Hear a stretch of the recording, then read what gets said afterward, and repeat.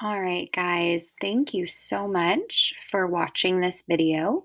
I just wanted to show y'all how to input IEP goals and objectives today.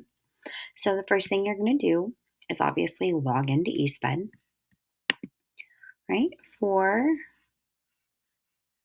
You're going to go here to special education, then you go to ARD forms, right? For today's purposes, I'm using a test student. Okay, so then you're going to decide which one of these you would be doing.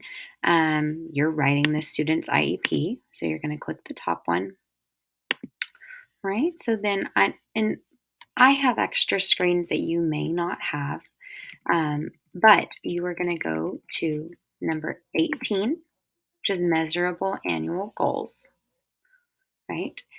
To add a new goal, you're going to click here, right?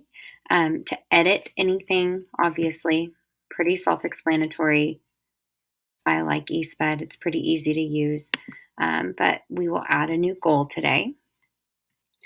Our goal numbering system goes by grade. So if you are a first grade teacher, you're going to do goal 1. If your student has multiple goals, you're going to also number them.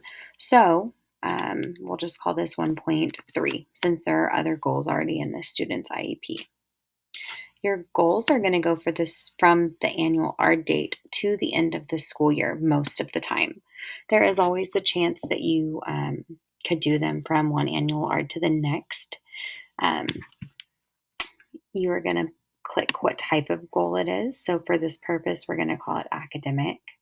If you had like a speech goal, it would be functional. And then eventually we'll click accepted by the committee. You'll put what language of delivery this is in. We'll just say English. The student is in first grade, right? And then you're going to pick what goal focus. And so today we'll just do reading. This tool right here, the goal constructor, it's pretty neat. You can find teaks that you need on here. You also have the option to create one. So for this, we'll just do by the end of 36 instructional weeks. When given, let's see, unfamiliar material. Macy will read with accuracy a passage of 50 words.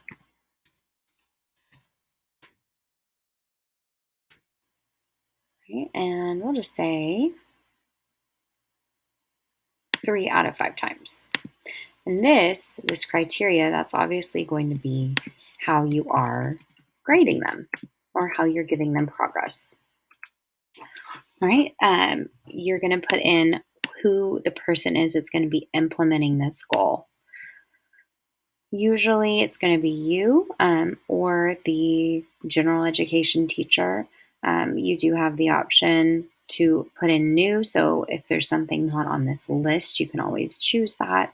I'm just going to put special education teacher. These are the ways that you're going to evaluate your students. So I'll put work samples, data collection, observations, and teacher report and feedback.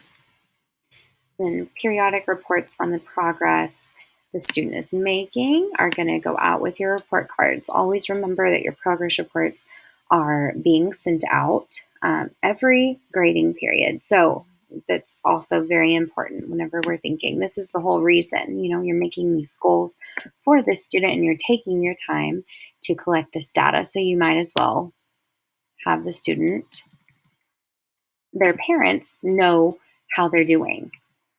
Right? And so, like I said, this is all pretty self-explanatory. It's right here. If you want to add objectives, you can do it the same way. You'll just edit that and you can create a new objective.